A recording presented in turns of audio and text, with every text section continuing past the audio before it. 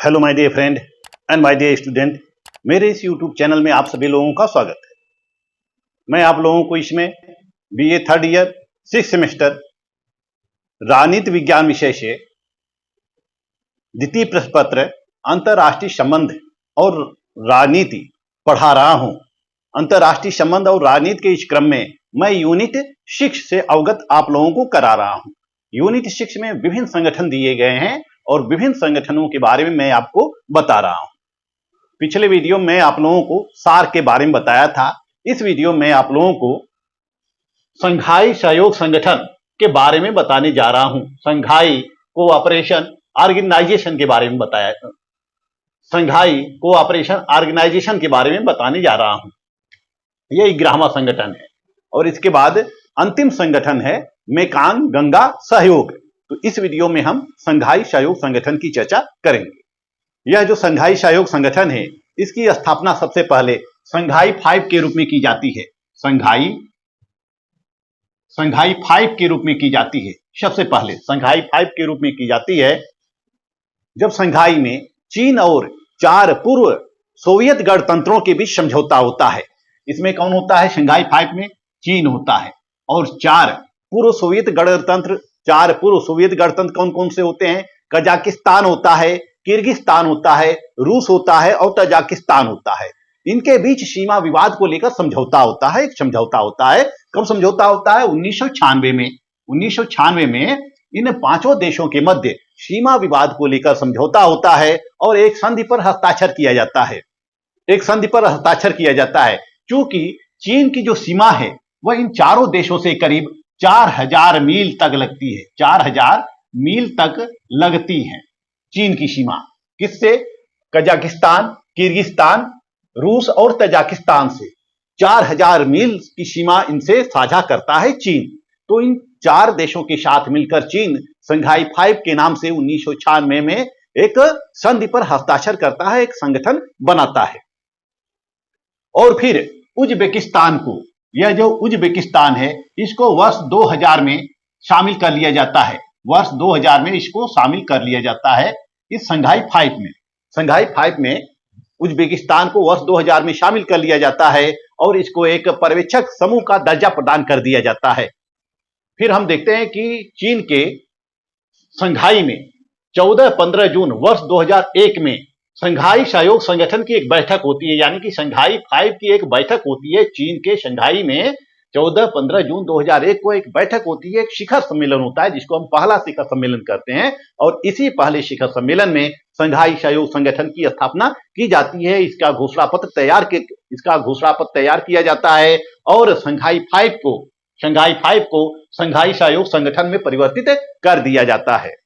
और जब 2001 में संघाई सहयोग संगठन की स्थापना हो जाती है तो यह विभिन्न देशों को पर्यवेक्षक राज्य का दर्जा प्रदान करता है। जैसे कि 2005 में भारत को पर्यवेक्षक बनाया गया था, फिर ईरान को पर्यवेक्षक राज्य का दर्जा प्रदान किया गया, फिर पाकिस्तान को पर्यवेक्षक राज्य का दर्जा प्रदान किया गया। यानी कि विभिन्न देशों को यह पर्यवेक्षक राज्य का दर्जा प्रदान करता है, पर्यवेक्षक सदस्य के रूप में शामिल करता है और फिर उन देशों को धीरे धीरे यह अपने संगठन में शामिल कर लेता है।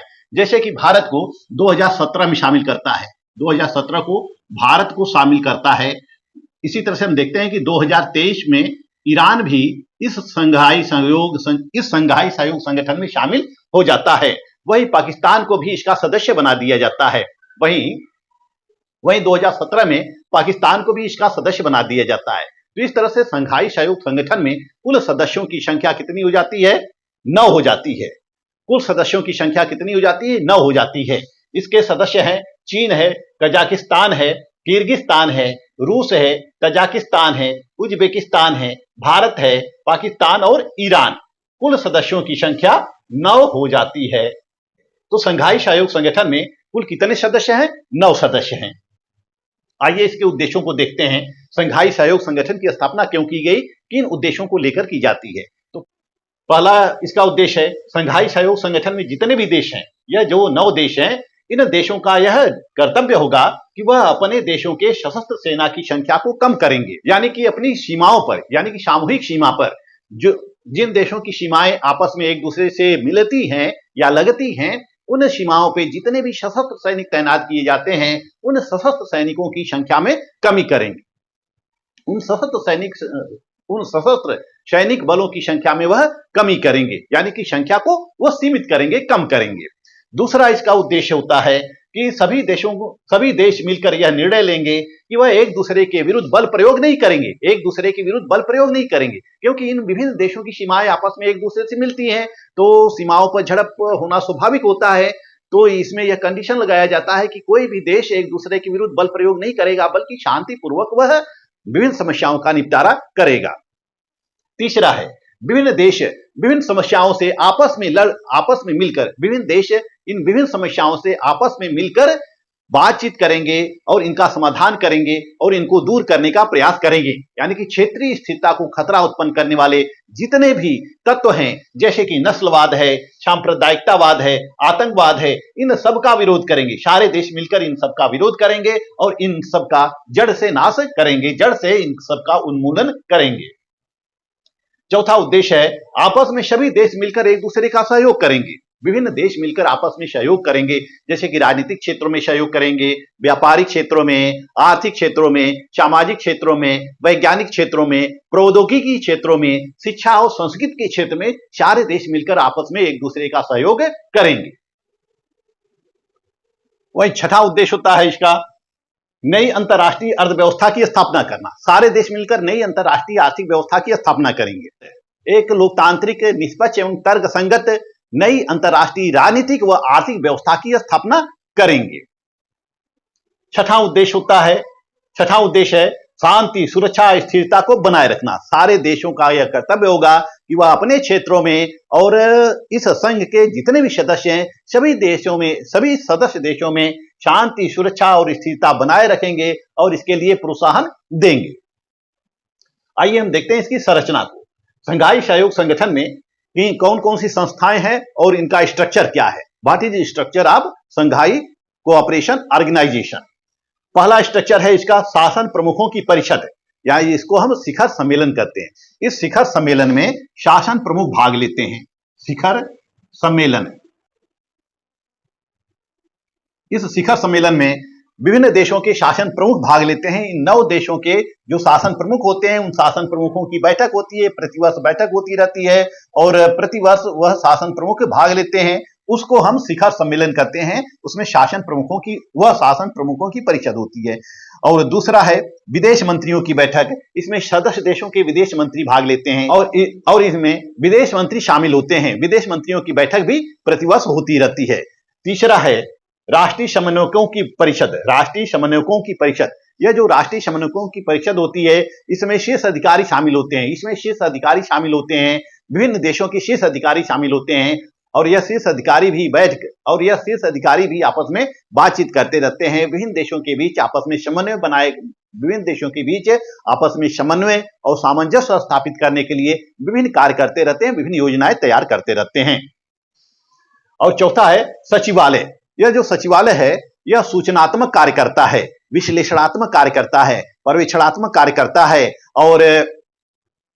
और यह विभिन्न देशों के मध्य संगठनात्मक सहायता प्रदान करता है। और इसका कार्यालय चीन के बीजिंग में स्थित है। सचिवालय कहां है? चीन के बीजिंग में स्थित है। बीजिंग। शंघाई सहयोग संगठन का सचिवालय कहां है? चीन के बीजिंग में स्थित है। पांचवा है क्षेत्रीय आतंकवाद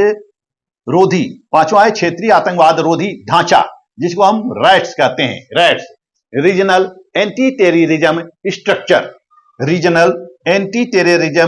स्ट्रक्चर कहते हैं, इसको रैट्स कहते हैं। इसकी स्थापना वर्ष 2004 में की जाती है। वर्ष 2004 में इसकी स्थापना की जाती है।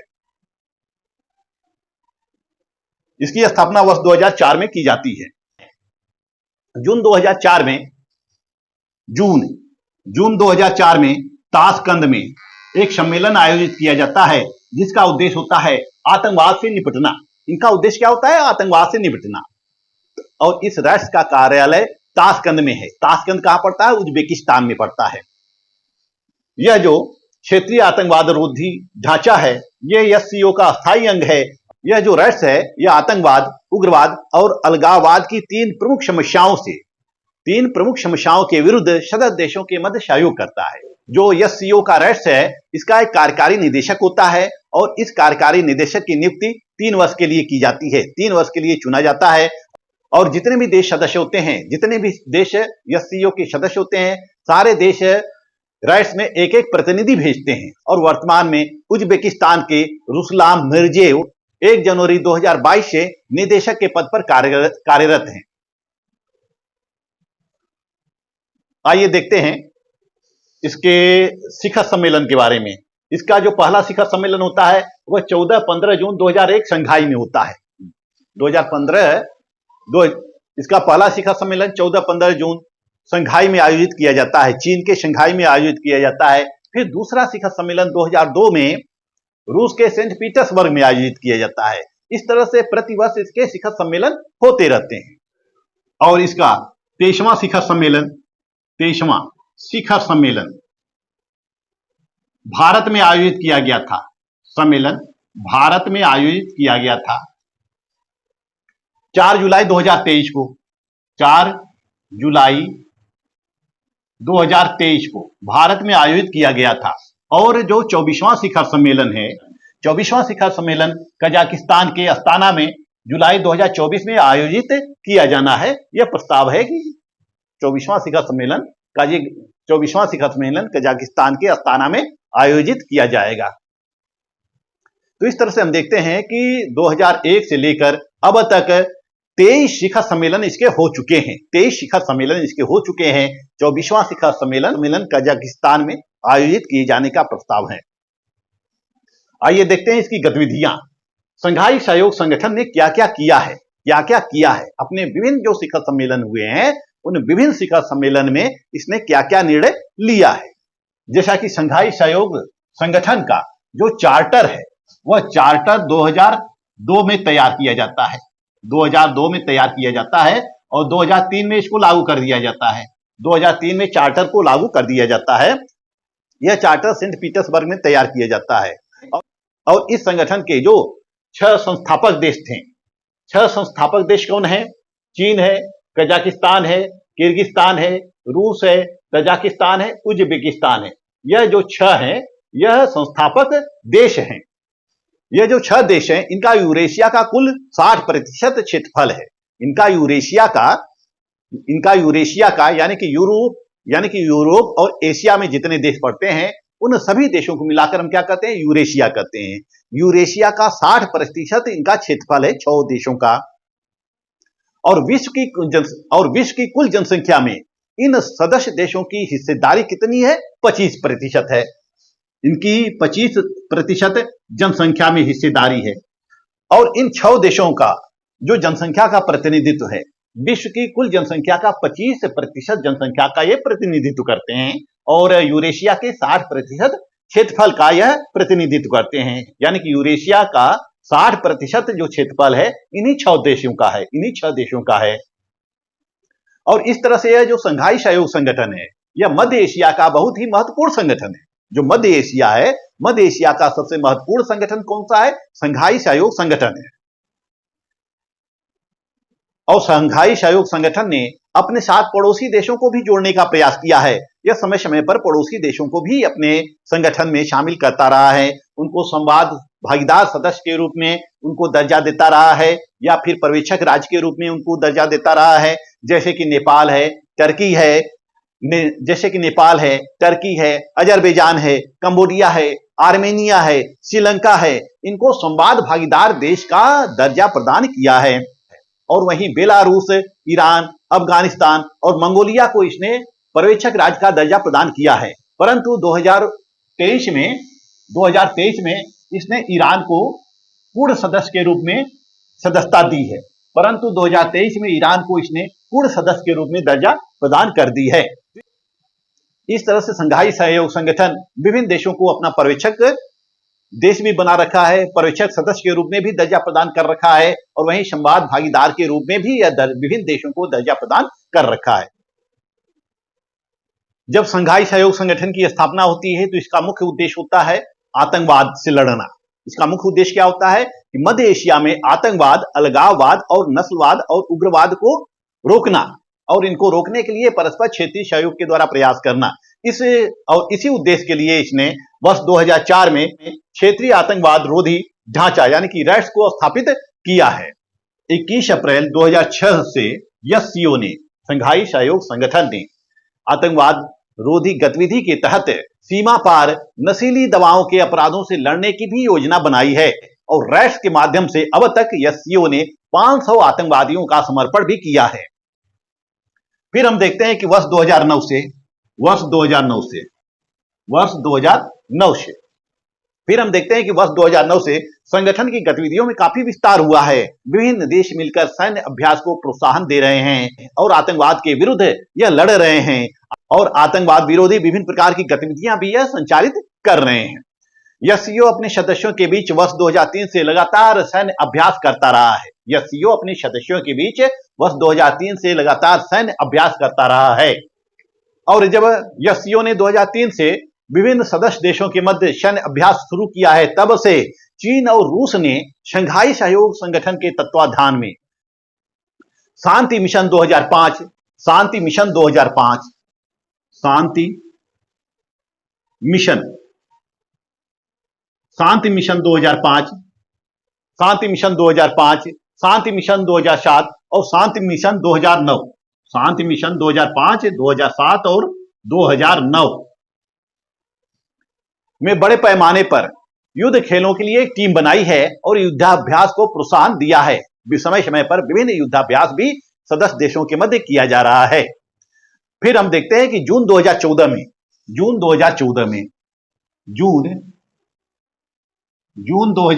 में फिर हम देखते हैं कि जून 2014 में तजाकिस्तान की राजधानी दुशांबे में एससीओ को सामूहिक सुरक्षा संधि संगठन में विलय करने का प्रस्ताव पारित किया है, परंतु 2022 में रूस और यूक्रेन के मध्य युद्ध छिड़ जाने से यह प्रस्ताव अभी अमल में नहीं लाया गया है, अभी रुका हुआ है और इस पर कोई भी निर्णय नहीं किया जा सका है। अर्थात संघाई सहयोग संगठन को सामूहिक सुरक्षा संधि संगठन में अभी तक विलय नहीं किया गया है। इस तरह से हम देखते हैं कि संघाई सहयोग संगठन सदस्य देशों के बीच आर्थिक सहयोग करता है, राजनीतिक सहयोग करता है, व्यापारिक सहयोग करता है, कूटनीतिक सहयोग करता है और इन्हीं सबको ध्यान में रखते हुए चीन के प्रधानमंत्री वेन जियाबाओ ने एक मुक्त व्यापार क्षेत्र स्थापित करने का निर्णय लिया है, एक मुक्त व्यापार क्षेत्र स्थापित करने का निर्णय लिया है।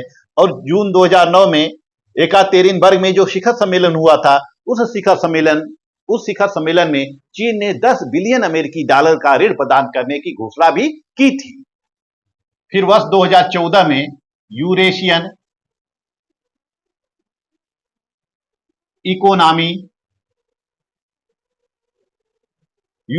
इकोनॉमिक यूनियन की स्थापना की गई। 2014 में संघाई सहयोग संगठन के द्वारा यूरेशियन इकोनॉमिक यूनियन की स्थापना की जाती है। इस यूरेशियन इकोनॉमिक यूनियन के सदस्य होते हैं रूस, कजाकिस्तान और किर्गिस्तान, ये सदस्य होते हैं। यूरेशियन इकोनॉमिक यूनियन के सदस्य कौन है? रूस है, तजाकिस्तान है और किर्गिस्तान है। इसका 23वां शिखर सम्मेलन 4 जुलाई 2023 को दिल्ली में आयोजित किया गया था और इस सम्मेलन में एससीओ की अध्यक्षता भारत के द्वारा की जाती है और इस सम्मेलन में एक दिल्ली घोषणा पत्र तैयार किया जाता है और इस दिल्ली घोषणा पत्र के ऊपर सभी सदस्य देशों के द्वारा हस्ताक्षर किया जाता है। दिल्ली घोषणा पत्र तैयार किया जाता है और सभी सदस्य देशों का इस पर हस्ताक्षर किया जाता है। इस दिल्ली घोषणा पत्र में यह कहा गया था कि अंतर्राष्ट्रीय समुदाय को विभिन्न अंतर्राष्ट्रीय समस्याओं का सामना करने के लिए एक साथ आना चाहिए। सभी अंतर्राष्ट्रीय समुदाय मिलकर सभी अंतर्राष्ट्रीय या वैश्विक समस्याओं का सामना करें और उसके लिए निदान का प्रयास करें। और भारत ने एससीओ में सहयोग के लिए 5 नए स्तंभ और फोकस क्षेत्र बनाए हैं, जिनमें पहला है स्टार्टअप एवं इनोवेशन, दूसरा है युवा सशक्तिकरण और तीसरा है पारंपरिक औषधि, चौथा है डिजिटल समावेशन और पांचवा है साझा बौद्ध विरासत। ये 5 नए फोकस तैयार किए हैं इस दिल्ली घोषणा पत्र के अंतर्गत और इस दिल्ली घोषणा पत्र को सभी सदस्य देशों के द्वारा स्वीकार किया गया और इस शिखर सम्मेलन में सभी नेताओं के द्वारा दिल्ली घोषणा पत्र और 2 विषयगत संयुक्त प्रस्तावों को भी अपनाया गया, जिसमें कि पहला था कट्टरपंथ, अलगाववाद, उग्रवाद और आतंकवाद का मुकाबला करने के लिए सहयोग करना, और दूसरा था डिजिटल परिवर्तन के क्षेत्र में सहयोग पर हस्ताक्षर करना। इन दोनों मुद्दों पर सभी देश, सभी एससीओ सदस्य हस्ताक्षर करते हैं और घोषणा को अंतिम रूप दिया जाता है। इस प्रकार हम देखते हैं कि एससीओ, शंघाई सहयोग संगठन, यह मध्य एशिया का सबसे महत्वपूर्ण अंग है, जिसकी स्थापना 14-15 जून 2001 को शंघाई में की जाती है। पहले यह शंघाई 5 के नाम से जाना जाता था, जिसकी स्थापना 1996 में की जाती है। इसके यूरेशिया में जितने और इसके चीन, कजाकिस्तान, किर्गिस्तान, रूस, तजाकिस्तान, उज्बेकिस्तान 6 संस्थापक सदस्य हैं। बाद में 2017 में भारत और पाकिस्तान को पूर्ण सदस्य का दर्जा प्रदान कर दिया जाता है और ईरान को 2023 में पूर्ण सदस्य का दर्जा प्रदान कर दिया जाता है। इसके अलावा इसके विभिन्न संवाद भागीदार देश हैं, विभिन्न पर्यवेक्षक देश हैं और ये सारे देशों के साथ मिलकर अपनी कार्य योजनाओं को अंतिम रूप देता है और विभिन्न क्षेत्रों में यह कार्य करता है, जिससे कि सभी देशों के मध्य शांति, सौहार्द बना रहे। सभी देश मिलकर आतंकवाद, संप्रदायवाद और नस्लवाद का मुकाबला करें, उग्रवाद का मुकाबला करें और इन विभिन्न क्षेत्रों में सभी देश एक दूसरे का सहयोग करें। तो इस तरह से शंघाई सहयोग संगठन एक महत्वपूर्ण संगठन है, जिसका गठन विभिन्न देशों के मध्य शांति, सुरक्षा, सहयोग स्थापित करने के लिए किया गया है और यह शंघाई सहयोग संगठन आतंकवाद के विरुद्ध कार्य करता है और यह शंघाई सहयोग संगठन सभी सदस्य देशों को आतंकवाद के विरुद्ध लड़ने के लिए प्रेरित भी करता है। इस वीडियो में बस इतना ही। नेक्स्ट वीडियो में आप लोगों को मेकांग गंगा सहयोग के बारे में बताऊंगा। मेरा वीडियो आपको अच्छा लगे तो मेरे चैनल को लाइक, सब्सक्राइब और शेयर करते रहिए। मिलते हैं नेक्स्ट वीडियो में, तब तक के लिए धन्यवाद।